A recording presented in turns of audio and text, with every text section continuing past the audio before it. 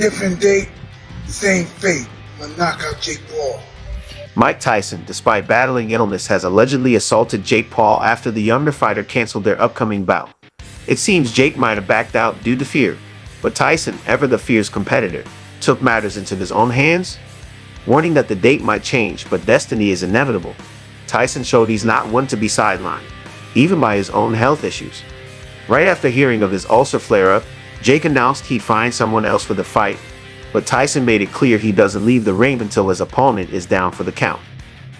Speculation is rife that KSI might be stepping up to face Jake on July 20th. Netflix added to the drama by announcing a mystery guest, further fueling the anticipation. Let's rewind and set the scene.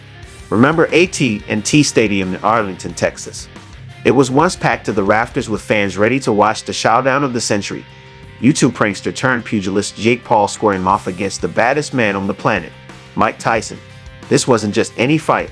It was set to be the battle that could either mint Jake as a bona fide boxing champ or reaffirm Tyson's status as the forever GOAT, even at 57. Jake was geared up to stamp his name in the annals of boxing lore. He was practically salivating at the chance to prove he's more than just a viral sensation. And Tyson, this was his big roaring comeback, a chance to show the world that age is just a number and legends never really fade. But then the plot twisted. Fate, as always, had other plans.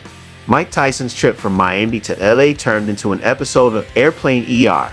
It was June 10th, 2024.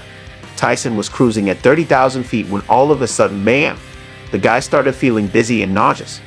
Next thing you know, he's having a not-so-glamorous hurling session right there on American Airlines. Talk about a bad flight experience. The crew was on it, though. As soon as they saw Tyson turning 50 shades of green, they dialed up emergency services faster than you can say, "Is there a doctor on board?" By the time the plane hit the tarmac, LA's finest were ready to whisk him away to the nearest hospital. American Airlines even dropped a statement saying how swiftly they jumped into action because when a boxing legend's on board, you gotta keep that PR smooth. But get this, just a few days later, Tyson's on Twitter acting all tough, telling everyone he's 100% and back on his feet. Talk about a speedy recovery. Still, that little Monday drama had already thrown a wrench into this big comeback fight with Jake Paul. Obviously, the doctors weren't thrilled about Tyson hitting the gym with his recent tummy troubles. They were all, "Mike, take it slow, buddy," which meant pushing the fight back. Fans were not thrilled. Jake was probably sweating bullets in relief, but putting on a brave face on social media. Jake, ever the drama king, took to social media to pour his heart out with a heartbroken, speechless, gutted tweet, probably with a sad face emoji to really drive it home. In the wake of this chaos, the boxing world is left hanging. Tyson's fierce declaration that destiny is inevitable leaves fans on edge, eagerly waiting for the rescheduled bout.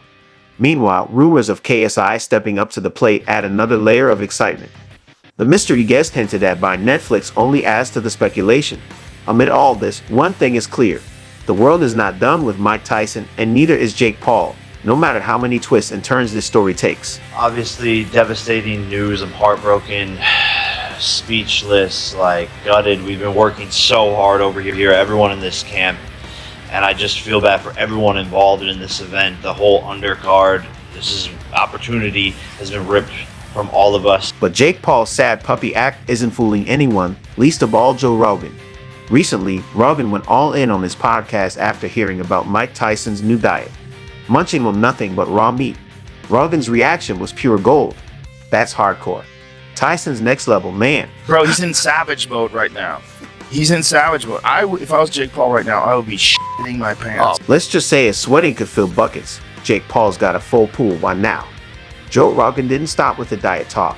He delved deep, painting a wild picture of Tyson not just training his body, but unlocking a beast mode level of ferocity from his prime days. According to Rogan, Tyson isn't just prepping for a comeback. He's mentally revisiting when he was the baddest man on the planet. Rogan's convinced there's a dark chamber in Tyson's mind that's swung wide open, ready to unleash some old school, knock your socks off aggression. There's a dark chamber in his mind that he can open up. Yeah. And I think he's got it open. The question is, can his body move along with it? But that part of his mind, you're clearly seeing, he's terrifying when he's in the zone. It's not just the raw meat diet that's got Joe Rogan buzzing. He's fascinated by how this lifestyle revamp shows Tyson's aiming for more than just a regular comeback. He's here to shake things up. Even at 57, if Tyson's even half the hurricane he used to beat, people will pay good money to see it. Rogan's essentially saying, watch out, the storm's coming back. But let's not forget Jake Paul in all this. Rogan's got a few words about him too, suggesting that maybe, just maybe, Jake's in this more for the gram and the glitz than for the glory of the fight. Rogan hints that while it would be epic to see Tyson turn back the clock, he's not sure Jake's really ready for what that entails. It's like he's saying, good luck kid, you're going to need it. You might think Jake has a sneaky way to save himself from Mike Tyson by asking KSI, another YouTube turned boxer, to fight him. However, the real story of what happened with that KSI discussion is quite amusing. KSI couldn't contain his laughter when news broke about the postponement of the Jake Paul vs. Mike Tyson fight. Jake, scrambling to find a new opponent, seemed to consider KSI as a potential substitute, but in the end, someone else was chosen for the bout. Rogan's analysis paints a vivid picture. While Tyson's preparing for a comeback with ferocity, Jake might be in over his head, and KSI's laughter only underscores the chaos and uncertainty surrounding the entire situation.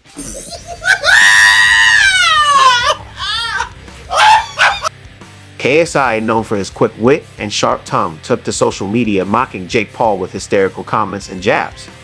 The British YouTuber turned boxer's reaction was a mix of ridicule and disbelief, highlighting the deep-seated rivalry that has existed between him and Jake Paul for years. This rivalry between KSI and Jake Paul dates back to their days as YouTube creators, where they constantly tried to outdo each other in every possible way. Their feud escalated into the boxing ring when KSI fought and defeated Jake's brother, Logan Paul, in a highly publicized match in 2019.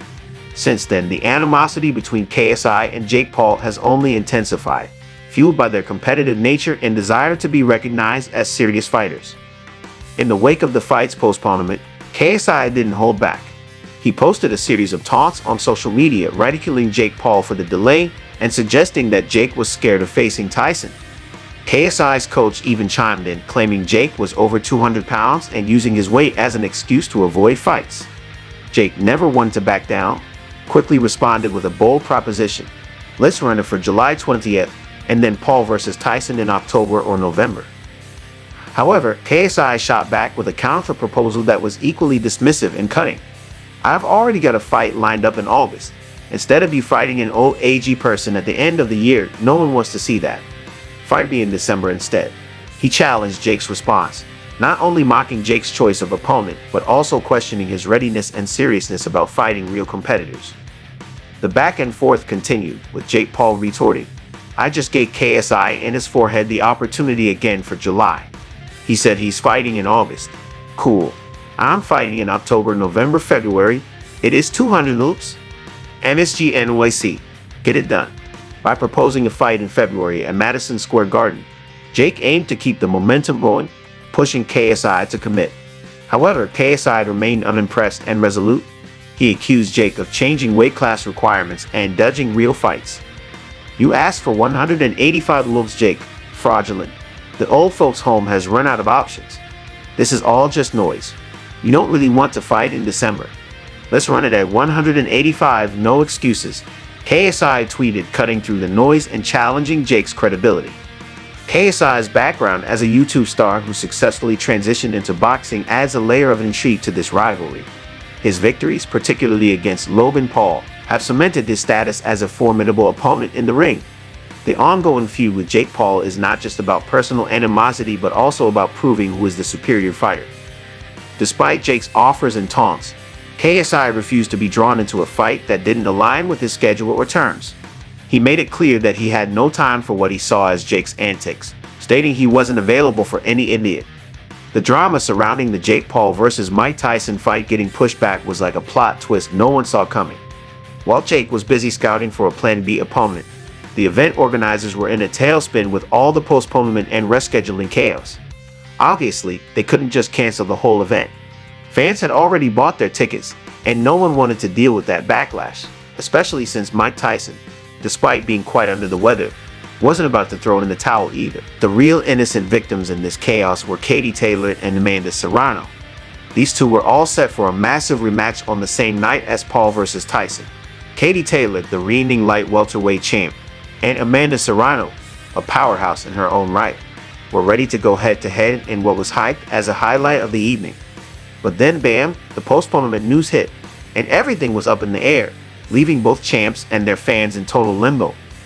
The mess of rescheduling wasn't just a headache, it was a logistical nightmare. Promoters had poured loads of cash and effort into setting up this epic event at the AT&T Stadium in Arlington, Texas, not to mention a killer undercard that was supposed to be just as exciting. Now, they had to shuffle everything around, and let me tell you, it wasn't going to be cheap or easy. Fighters who had been gearing up for their bouts were suddenly stuck, not knowing when they'd actually get to step into the ring. This uncertainty messed with their training, their heads, and their wallets since, fighters gotta eat too. The folks at Most Valuable Promotions and Netflix, who were all set to stream the spectacle, had to do some quick damage control. They were out there issuing statements faster than a referee counting to 10. Most Valuable Promotions was all about fairness, stressing how crucial it was for both Mike and Jake to have enough prep time to bring their A-game. Meanwhile, Netflix was like, "Don't worry folks, we've got you covered. We'll air this brawl as soon as Tyson's back in fighting form." But even with all those reassurances, nobody could pin down a new date for the fight. With July 20th now a no-go, it was a scramble to line up another date that worked for everyone, including the undercard fighters like Taylor and Serrano. The uncertainty was real and was throwing everyone, fighters, promoters, and ticket holders, into a state of unease. Now, this curveball with the fight's delay really put Jake Paul in a spot. He had to hustle to keep the whole event from unraveling. Out of the blue, Mike Perry steps into the ring as his new opponent. Yep, Mike Perry, the guy who's been tearing it up in the bare-knuckle fighting championship, with a rep for being tough as nails and throwing down some serious knockouts.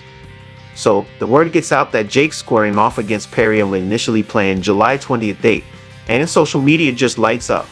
Boxing Kingdom spills the beans first, stressing how crucial it was for Jake to act fast to save the whopping $10 million undercard. They're like, Jake was in a tight spot with the $10 million undercard. He had to make a move because waiting for a Tyson fight in December wasn't going to fly with the other fighters. Jake then pops up on social media, all caps, full throttle.